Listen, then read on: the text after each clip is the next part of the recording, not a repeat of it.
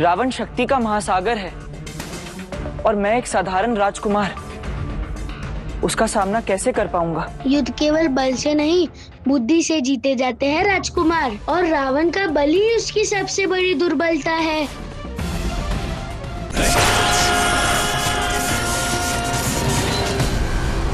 महादेव, ये कैसा घटनाक्रम है, ये कैसा अनिष्ट है।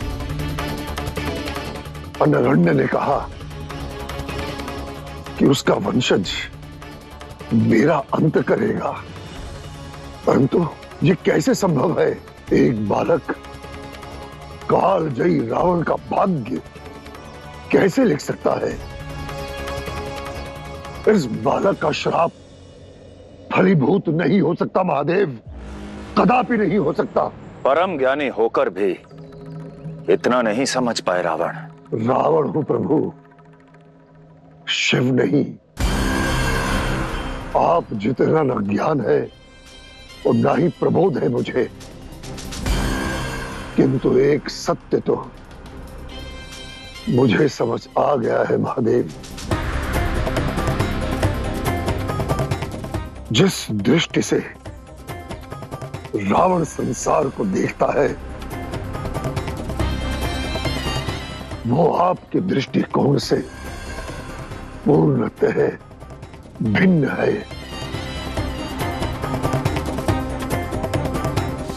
रावण, यह परीक्षा तुम्हारी बुद्धि, तुम्हारे विवेक की थी। तुम अपनी प्रथम परीक्षा में असफल रहे। आपने कहा कि मैं अपनी पहली परीक्षा बुद्धि की परख में विफल रहा, असफल रहा। आपको उसमें मेरा विकार दिखाई दिया, भीड़ को भड़काना अनुचित लगा। आपकी दृष्टि में मैं उत्तीर्ण नहीं हुआ, किंतु महादेव,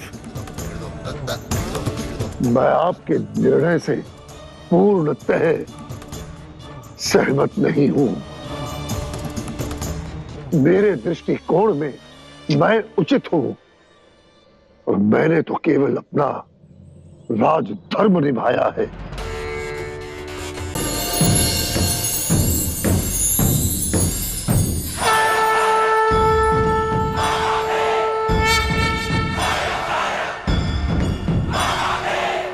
महादेव, किंतु मैं तो समर्पण कर रहा हूं महादेव। आप प्रकट हो गए महादेव, धन्यवाद। मेरी परीक्षा सफल हो गई महादेव। तुम असफल रहे रावण, असफल रहे रावण, असफल रहे रावण। सफल नहीं हुआ, किंतु आप तो प्रकट हो गए महादेव। मैं यहां तुम्हें बधाई देने नहीं रावण, तुम्हें सत्य बताने आया हूं। समर्पण के साथ संकोच कभी नहीं होता, और जहां भी संकोच होता है वहां समर्पण नहीं होता। रावण, समर्पण का अर्थ सम्यक अर्पण होता है, और जहां शंका होती है वहां शंकर कभी वास नहीं करते।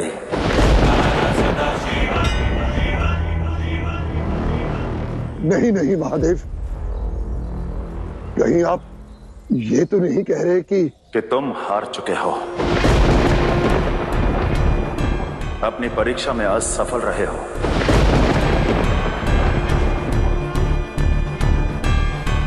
जिसे तुम ज्ञान कहते हो, मैं विकार कहता हूं। जिसे तुम त्याग सकते हो, परंतु रावण,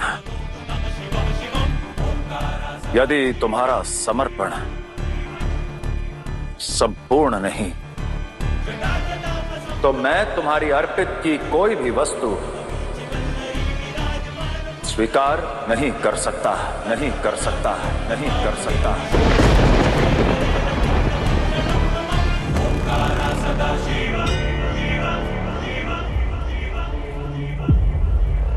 और अब जो मैं तुम्हें बताने जा रहा हूं वही अंतिम सत्य है। नहीं महादेव, वचन दिया है आपने, कृपया ऐसा मत कहिए। वचन की कोई भी शर्त पूर्ण नहीं हुई है, इसलिए वचन को निभाने के लिए मैं बाध्य नहीं हूं रावण, मैं बाध्य नहीं हूं रावण, मैं बाध्य नहीं हूं रावण।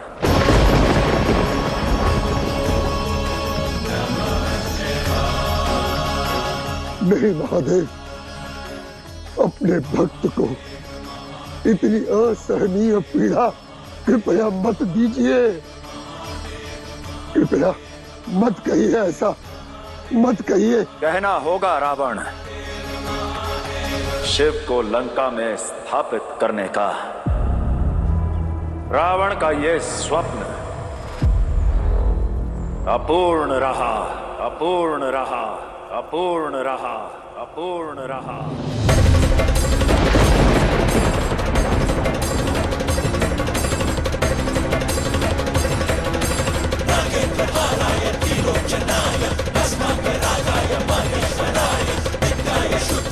तुम केवल अपनी पहली 3 परीक्षाओं में ही नहीं बल्कि अपने समर्पण में भी असफल रहे रावण। किंतु तुमने जो भी प्रयास किया, मैं तुम्हारे हर प्रयास से प्रसन्न हुआ हूं। इसलिए मैं तुम्हारे शीश, तुम्हारा बल और तुम्हारा ज्ञान तुम्हें पुनः लौटाता हूं।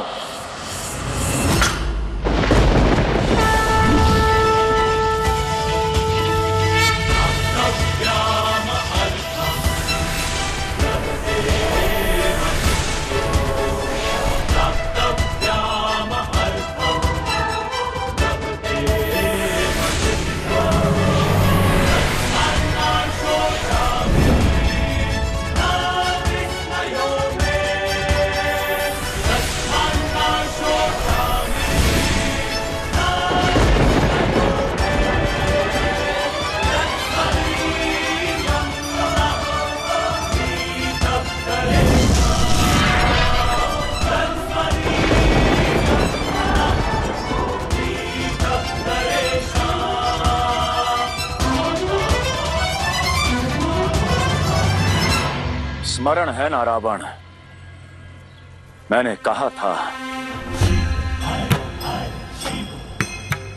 कि तंत्र में जितना ऊपर उठोगे उतनी ही ऊंचाई से नीचे गिरना होगा। जाओ और अपना धर्म निभाओ, अपना कर्म करो कि अब लंका शिव कभी नहीं आएंगे, कभी नहीं आएंगे, कभी नहीं। रावण शक्ति का महासागर है और मैं एक साधारण राजकुमार, उसका सामना कैसे कर पाऊंगा? युद्ध केवल बल से नहीं, बुद्धि से जीते जाते हैं राजकुमार, और रावण का बल ही उसकी सबसे बड़ी दुर्बलता है। स्मरण रखे, क्रोध केवल एक शब्द या भाव नहीं, वो दुर्बलता है जिससे मानव स्वयं अपनी हार का लेख लिखता है। आप रावण को इतना उकसाए कि वो अपना विवेक, अपनी बुद्धि ही खो बैठे।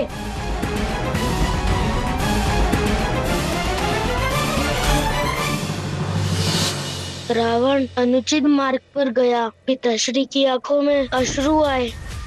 मेरे कारण इतना अशुभ हुआ, इसलिए मैं शुभता का प्रतीक होने की ये सम्मान त्यागता हूँ, ये सम्मान त्यागता हूँ, ये सम्मान त्यागता हूँ।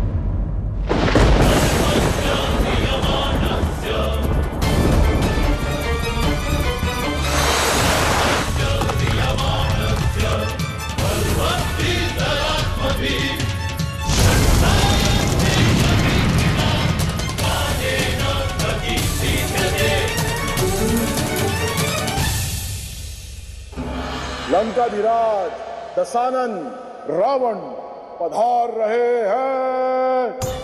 दशानन रावण की, दशानन रावण की, दशानन रावण की, दशानन रावण की, दशानन रावण की, दशानन रावण की, दशानन रावण की।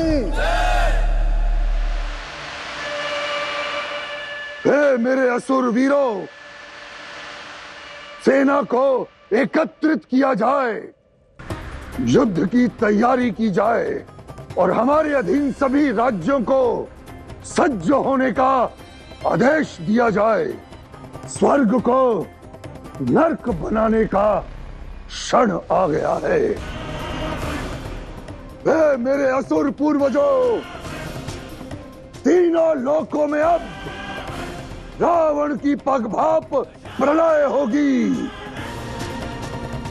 पुलत्स्य पौत्र वैश्रवा सुवन और कैकसी नंदन की जय होगी।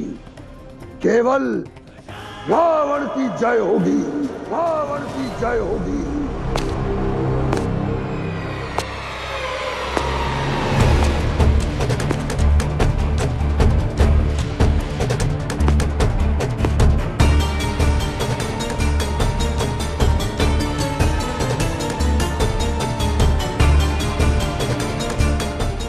संसार के सर्वश्रेष्ठ ज्योतिषाचार्य मेरे पितामह ऋषि पुलत्स्य को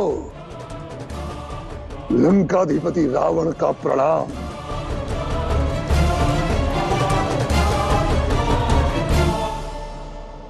लंकापति, निरर्थक युद्ध जीतने की आस और महादेव को पाने की लालसा ने तुम्हें दृष्टिहीन बना दिया है। तुम ये भी भूल गए कि महल में तुम्हारी गर्भवती पत्नी तुम्हारी प्रतीक्षा कर रही है।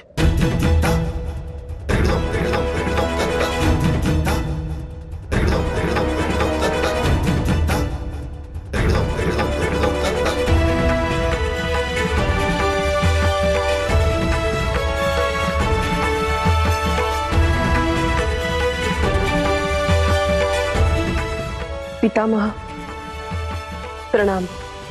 आयुष्मान भव।